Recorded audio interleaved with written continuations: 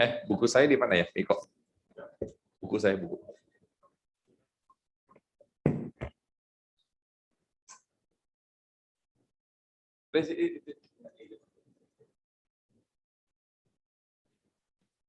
Silakan lihat.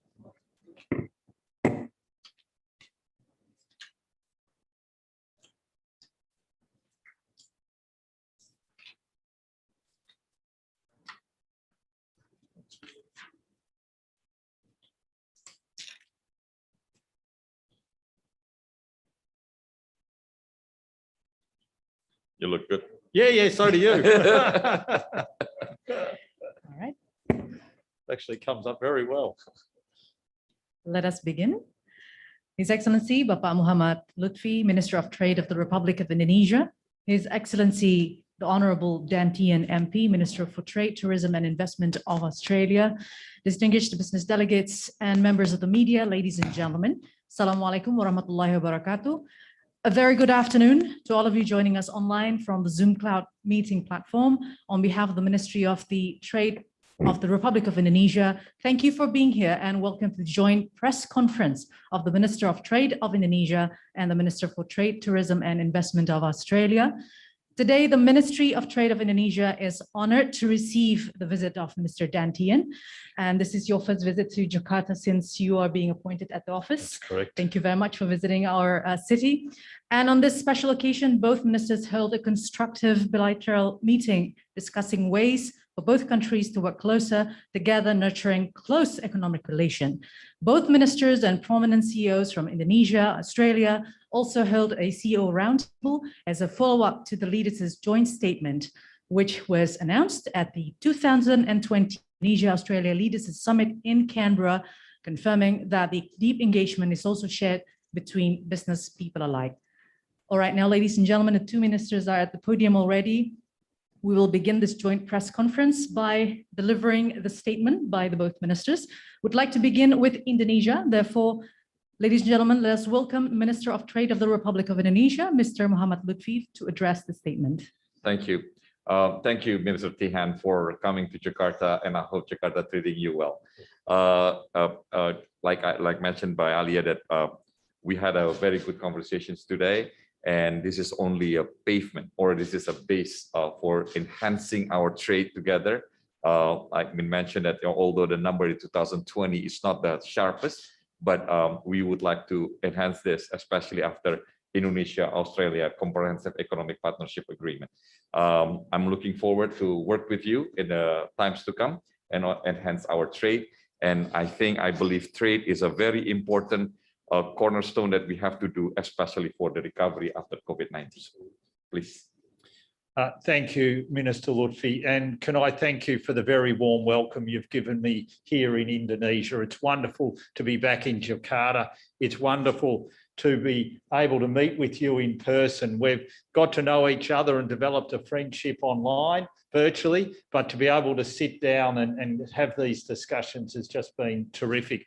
We've discussed a range of issues, the bilateral trading relationship, how important it is, and how we want to grow it and how we want to build on IE-SEPA. It's an important framework, a free trade agreement, which really maps out how our two economies continue to grow. We've had this CEO roundtable meeting that our President and also our Prime Minister said that we should come together with our CEOs. That's what we've done. And that was a terrific forum to really work on how we can build those business-to-business. I was also able to launch this blueprint for Australia's trade and investment relationship with Indonesia, which really paves the way for what we will be seeking to do, which is incredibly important. We spoke about regional agreements, about RCEP and the importance of RCEP and how we're going through a ratification process at the moment, how we can work together on the WTO, the importance of us getting a very good outcome at MC12 and how we can work together to make sure that we get that terrific outcome at MC12. So there is so much that we can do together.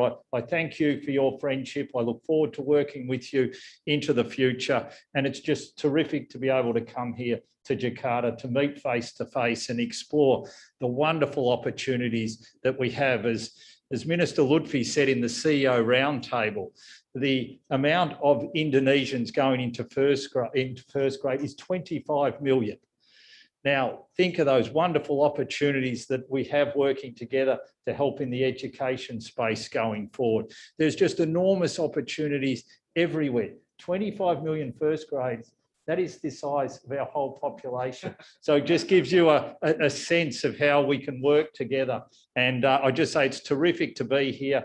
I think our friendship demonstrates the warmth of the friendship between our two countries. It's one which can only continue to grow and flourish. And thank you again for your wonderful hospitality.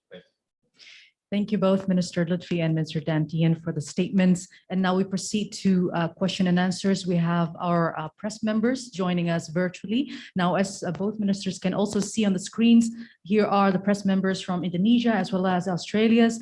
They have been submitting their questions through the chat room. And now I have the list of the questions here with me. Let us begin with the first question. This one is from the Jakarta Post with Sudibyo Mustawiraji. Yang pertama, pertanyaannya ditujukan kepada Bapak Lutfi. Bisa dijelaskan, Pak, bagaimana ekspor Indonesia ke Australia sejak diberlakukannya Indonesia-Australia SEPA pada Juli 2020? Kemudian ada hambatan apa untuk meningkatkan ekspor ke Australia dari Indonesia? Lalu apa yang dilakukan upayanya untuk mengatasi itu? Dan juga ke depan kalau kita lihat apa yang dilakukan Kemendak untuk meningkatkan kerjasama dalam bidang perdagangan? Thank you. So Ali was asking me, Minister, the question is, what's the size of the trade between Australia and Indonesia, especially after the SEPA agreement? Unfortunately, last year, the number had gone down about 8.8% to total trade about $7.1 billion US. Why? This is because due to COVID-19. Okay, but the number, Minister, just January to June this year, first semester, had gone up by 65% to the same period last year. So the number had gone up quite substantially. But if you, if I can answer what's the growth of the Indonesian export in 2021, it had gone up by 7.6% in the same year last year. So this is a good sign, not a wonderful one, but we would like to do more and we want to enhance more this trade together. If you ask me right now, what is our basic obstacle to enhance our trade? COVID-19 undeniably is the biggest issue right now. So hopefully, Minister, after COVID-19, I know we can fight this together. After our borders are open, as soon as possible, I hope we can come back to trade and we can enhance this together. Thank you for the answer, Minister Lutfi. And from the same person from the Jakarta Post, directed to you, Mr. Dantian. The question is, what are the pressing issues related to trade with Indonesia? What steps will you take to cope with that concern? And looking ahead, what priority programs you will introduce to boost collaboration with Indonesia in the area of trade, tourism, as well as investment? Yes. Well, thank you for the question. And there are a number of areas where I think we need to continue to work together. One of them, I think, is investment. What we would love to see is a real growth in the investment relationship, Australian investment into Indonesia. And I think there's many areas that we can see that occurring, whether it be in renewable energy, education that I touched on before. I think there is huge potential that we can work together when it comes to critical minerals and rare earths. We've talked about the electric vehicle manufacturing that you want to undertake here in Indonesia, and we very much think that we can be a supplier of some of the key ingredients which will help you to be able to develop your e-vehicles here in Indonesia. So they're just some of the things that I think we need to be working on. I think also, as Minister Lutfi has talked about, making sure that we can defeat COVID together so that we can get those people-to-people links happening again, so that we can get Indonesian students back to Australia, so that we can also make sure that we can continue to enhance and develop each other's workforces. These are all areas that I think we can build on and develop. And as Australia's tourism minister, can I just say we can't wait to welcome back Indonesian tourists to Australia. We have, I think, one of the best countries in the world to visit, and I'm sure I speak for Indonesia when you say that you look forward to welcoming back Australian tourists here to Indonesia, because it's also a wonderful place to visit. And I know there are many Australians who are looking forward to coming back to Indonesia.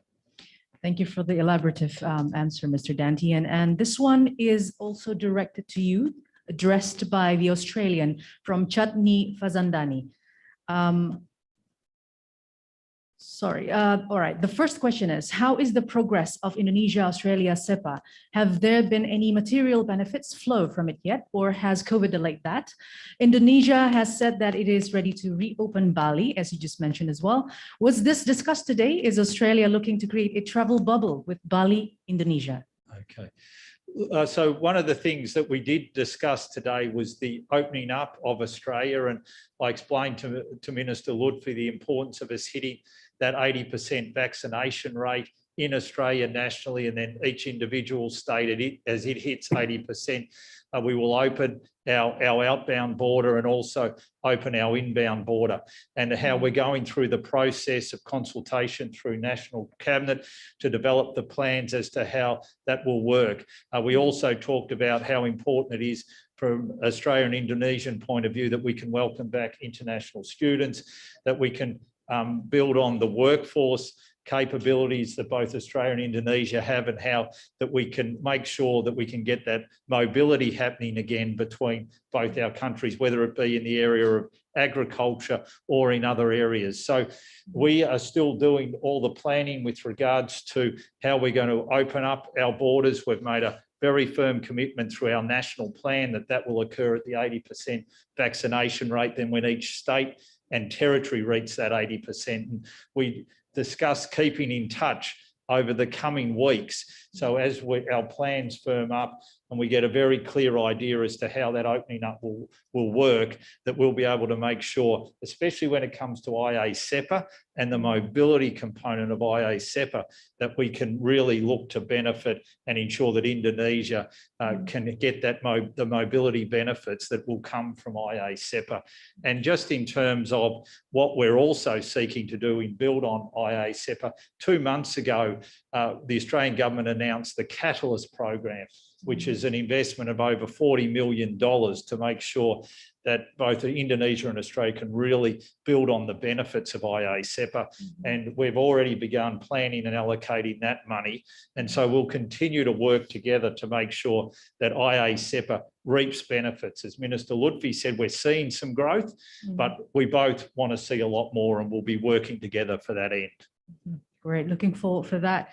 And from the same person, Mr. Lutfi from the Australian, he or she is asking, what has been the benefits of IA-SEPA?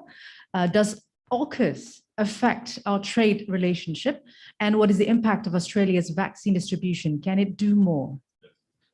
Thank you. So the first one is the future of IA-SEPA is just not trade in goods, trade in services, but we have a lot more. A lot that has to do with development, human capital development, free movement of natural person between Australia and Indonesia. Although it's not been a big impact due to COVID-19, but this is something that we'll be embracing.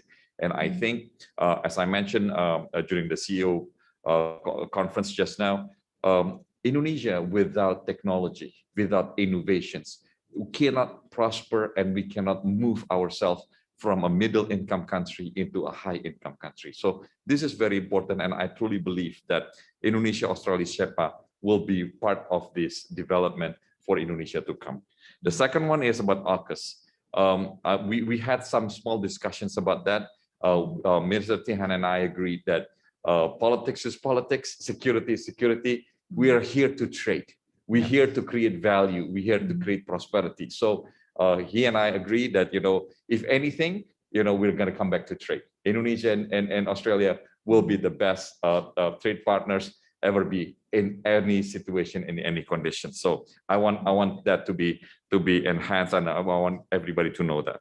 The third one is the contribution of vaccine. We received around 500,000 vaccine from Australia. We're very thankful, and we really needed the COVID-19. And I think this COVID-19 taught us something, that countries needs to work together.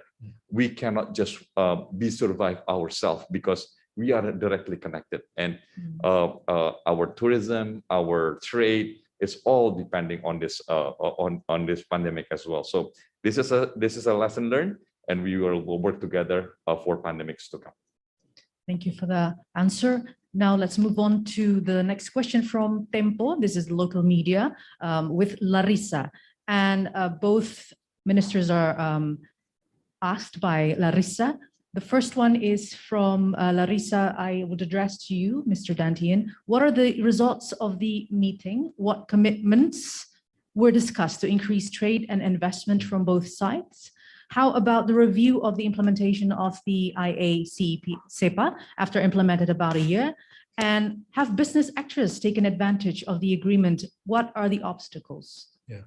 So it's an excellent question. And I think COVID is probably the thing that more than anything else that has impacted, I think, the real benefits that we want to see from IA-CEPA. And so what both Minister Lutfi and I committed to, and this was a very clear commitment, is that we are going to work as closely as we possibly can to make sure that IA-CEPA, as we come out of the COVID-19 pandemic, drives the economic partnership between our two countries. We want to make sure that our friendship is recognised in IA-CEPA, and that commitment to really grow it and grow our economic relationship will really bear fruit. And the CEO roundtable that we just had was a clear demonstration of that. Already we saw Australian companies looking to invest here in Indonesia, and Minister Lutfi basically said to them, get in touch with my offices because we want that investment and we want it now. And later this afternoon, I'll be meeting with an Indonesian company that wants to invest in Australia in the e-commerce area, an area of huge potential. And I know they're keen to invest in Australia. So our commitment to each other is that we are going to drive IA-CEPA so that we all bear the fruits of that agreement. And that is our firm commitment. And I must say, when we look each other in the eye, and that's what we've been able to do today. And I think the sky is the limit when it comes to the relationship between Australia and Indonesia. All right. Would you like to add, Mr. Lutfi? I think I illustrates the same thing that Minister Tehan says. We would like to make sure that this IA-CEPA is just an agreement, but the understanding, the development, and the most important is creating prosperity together. And after we're making prosperity together, Minister, I think the rest can fall into places. Thank you. Thank you for the answers. All right, let's move on to the next question from Australia Financial Review with Natalia Santi. This one is addressed to Minister Lutfi. Indonesia still has a large trade deficit with Australia, even though the IA-CEPA has entered into force. Is Indonesia planning to propose a local currency settlement with Australia, as has been done with several countries, including China? Well, Natalia, for one thing, what our imports from Australia is half-finished goods, meaning that this is very important for Indonesian's industry.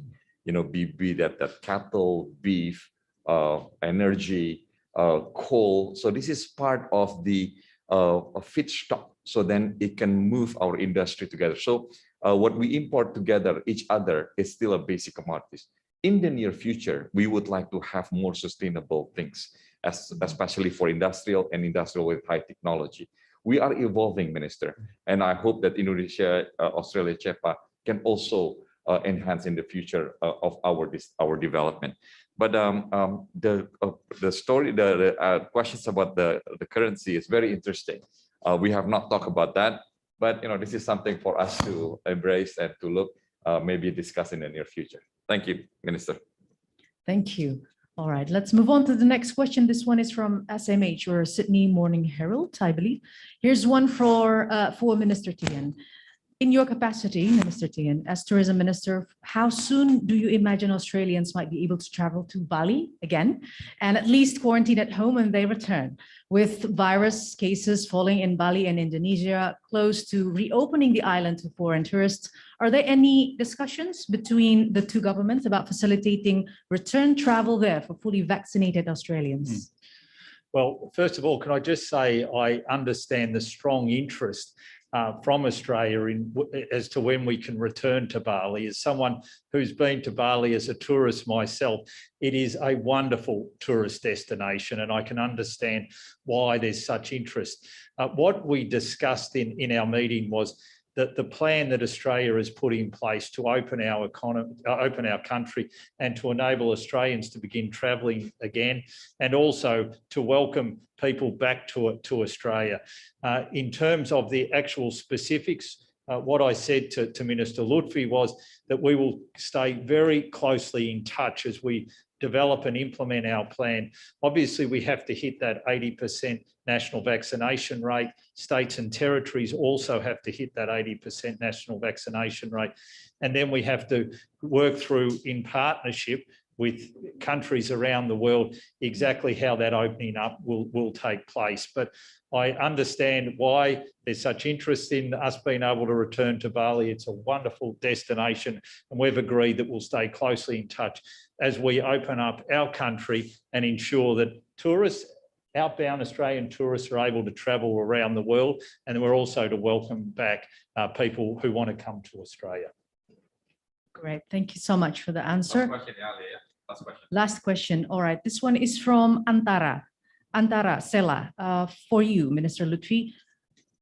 How has the Indonesia-Australia SEPA impacted both countries so far? What does Australia really need from Indonesia in the near future through IA SEPA? Well, thank you. So I think I mentioned this already. This IA SEPA is not only trade in goods and services, but many others for development. So we're still exporting to Australia some basic commodities. We are selling gold, and our jewelry to Australia is one of the highest, one of the biggest and fastest growing items to be sold there. We are selling about our wood products, be that furniture, be that other wood products. We are doing that as well. This is something that we will enhance, and this is something that we are discussing together with Minister. Would you like to add anything, Mr. Dantian? Look, just that I really think that this morning what we've been able to do, sitting down, talking about the breadth of our commercial relationship, then meeting with the CEOs to make sure that they can build on the breadth of the framework that we have in place, clearly demonstrates the enormous potential that our two economies have, and the closer we're intertwined, the better it is for our peoples. And I was pleased to be able to launch this blueprint, which sets out how we will do it from the Australian perspective. The hospitality that Minister Lutfi has shown me this morning has been quite extraordinary, and I look forward to welcoming Minister Lutfi to Australia so that I can return some of that hospitality. And I must say the gift that Minister Lutfi offered me, which is about cementing that economic partnership, and is the Indonesian way. It was a lovely, beautiful bridal headpiece, which cements the importance of the bilateral free trade agreement. I think really demonstrated clearly just how much potential there is and how closely we want to work together. So can I once again thank Minister Lutfi. Thank you very much, both ministers, for the insightful questions being asked by the press media and the answers. Yes, we believe that both ministers have answered the questions comprehensively. And once again, thank you very much on behalf of the Ministry of Trade of the Republic of Indonesia. See you again in the next event. Good afternoon.